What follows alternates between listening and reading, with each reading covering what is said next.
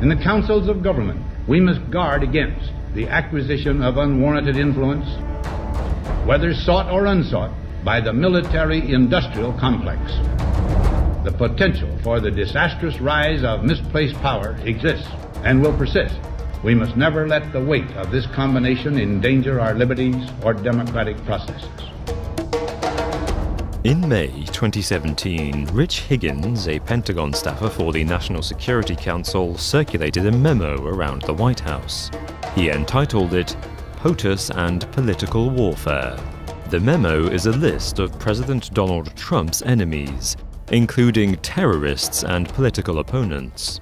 Startlingly, the memo also warns against the deep state, a bureaucratic state beholden to no one, certainly not the American people. Higgins says the deep state has no rule of law considerations outside those that further deep state power. Trump's administration has been beset by failed legislation and constant leaks from within. Trump blames his troubles on the deep state working against him and democracy. But until he popularized it, the idea was widely dismissed as a conspiracy theorist's fantasy. Does the deep state exist? And is it working against President Trump? The memo was so controversial that the National Security Advisor, Lieutenant General H.R. McMaster, fired Rich Higgins against Trump's wishes. McMaster is one of the heads of federal agencies whom Trump's allies accuse of working against the president.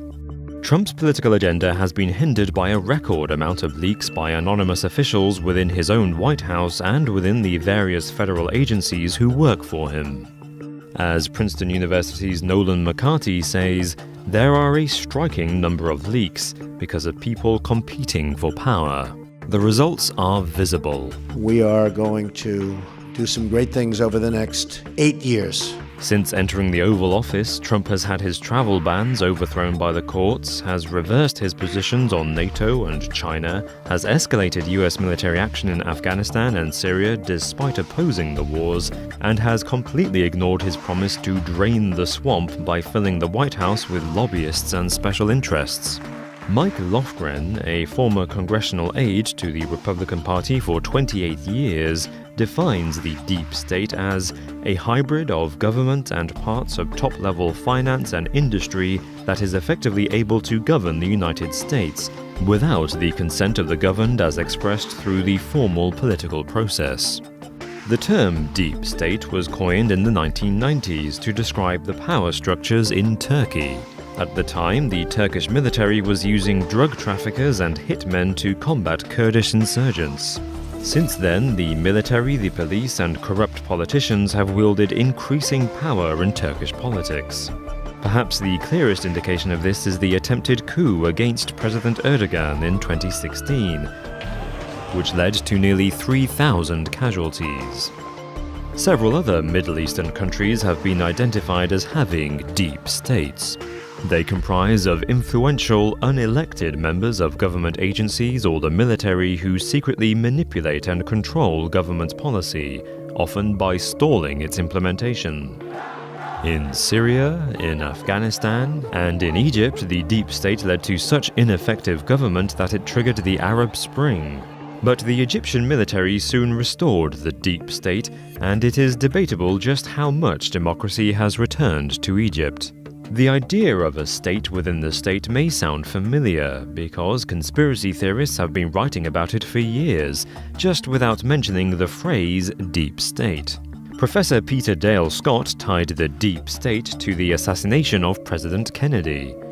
And his predecessor, President Eisenhower, warned against the alternative power structures developing in the aftermath of World War II, which he identified as the military-industrial complex. However, compared to the examples in the Middle East, political scientists find it hard to say a deep state exists in the United States. Instead, Professor John D. Michaels argues that Trump's problems come from bureaucratic resistance. Michaels says that the various federal agencies are too territorial for an organized resistance to exist. This is especially true in America, where powers are separated between different branches of government. Each part of the state is preoccupied with its own purview. That is why resistance to Trump's policies varies so much, whether it is court orders, leaked memos, or passive-aggressive tweets. The state itself is a machine that no single politician can overcome. Numerous presidents have failed to fulfill promises they made. Barack Obama found himself as entrenched in Afghanistan as Trump has found himself to be, and found his promise to close Guantanamo Bay impossible to fulfill. The president of Russia, Vladimir Putin, summed it up in early 2017. Everywhere, especially in the United States, bureaucracy is very strong, and bureaucracy is the one that rules the world.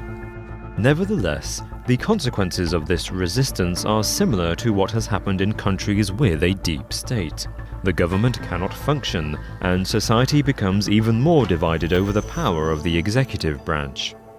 In Turkey, President Erdogan has tried to battle the deep state by consolidating more power to himself and crushing opposition. For instance, his response to the attempted coup against him was to arrest or fire over 100,000 people, including 36,000 teachers and 2,745 judges. For Turkey, it is another dangerous step towards a dictatorship. And already Trump is trying to do a similar thing. He has replaced more senior staff than any other president at this stage in his term. He is challenging the checks and balances that preserve democracy in America. On the other hand, if the fighting between Trump's subordinates gets worse, if the separated powers become too antagonistic, it may become impossible for any future president to govern the country. Yet there is an argument that federal agencies have a responsibility to resist bad policy and to change it if they can. Should any leader be allowed to just have their way, merely because they were elected by the rules? The deep state does not exist in America as it is defined by political scientists. The use of the term by Trump and his allies is technically misleading. However, they are right to accuse the wider federal bureaucracy of the United States of resisting his authority. The question is, in principle, is this a bad thing? Does the president deserve to be thwarted by the people who run the country day to day? Should any bureaucratic resistance of any kind and any leaks be condemned outright, even if they might serve a greater good?